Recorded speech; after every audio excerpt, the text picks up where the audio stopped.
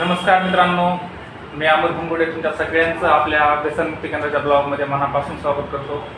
तर खूप दिवसापासून खूप कमेंट येत आहेत की पहिली कमेंट होती कृष्णाची की सर मला तुमच्या व्यसनमुक्ती केंद्राबद्दल माहिती पाहिजे आहे. तर ठीक आहे, मी तुम्हाला सगळ्या माहिती देईल. त्यानंतर तुमचा मोबाईल नंबर हवा आहे असंही त्या ठिकाणी बोललं जात आहे बऱ्याच जणांचं. तर मित्रांनो, तुम्हाला मोबाईल नंबर वगैरे मिळेलच.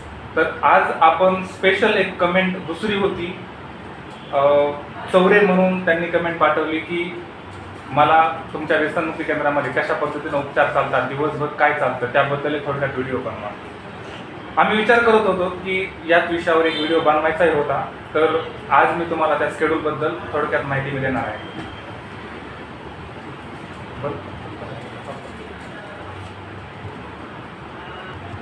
तर आपल्या सेंटरमध्ये सकाळी 4:30 वाजता पेशंट उठतात.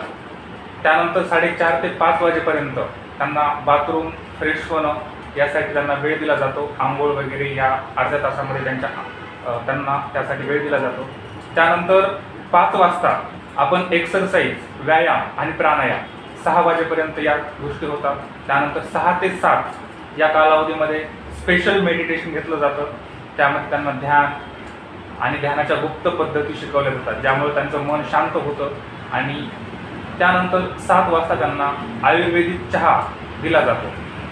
8:30 वाजता त्यांचा नाश्ता होतो. नाश्त्यामध्ये प्रामुख्यानं वेगवेगळे पदार्थ असतात. Pohe, upma, sheera, sushila, chivda, idli, dosa. According to the day आपण प्रत्येक दिवशी त्यांना शेड्यूल जो ठरलेला आहे त्या पद्धतीने त्यांना नाश्ता दिला जातो.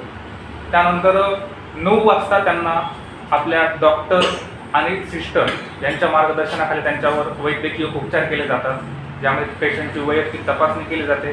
त्यांना मेडिसिन दिलं जातं आणि त्यानंतर त्यांना अर्धा तासासाठी ब्रेक दिला जातो. त्यानंतर 11 वाजता आपल्या समुपदेशकांच्या माध्यमातून त्यांची ग्रुप काउन्सिलिंग घेतली जाते, ज्यामध्ये त्यांना ग्रुपच्या माध्यमातून शिकवलं जातं की व्यसनाचे दुष्परिणाम असतील, व्यसनमुक्तीच्या 12 पायऱ्या असतील. ओके.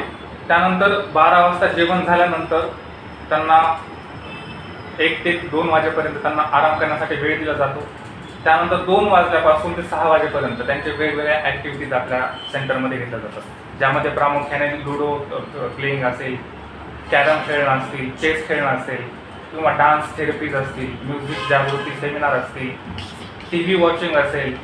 त्यानंतर अशा पद्धतीच्या वेगवेगळ्या क्रिएटिव्ह गेम्स, आपल्या इंडोर गेम ज्यांना आपण म्हणतो, ते गेम्स आपल्या सेंटरमध्ये घेतले जातात. त्यानंतर 6 वाजता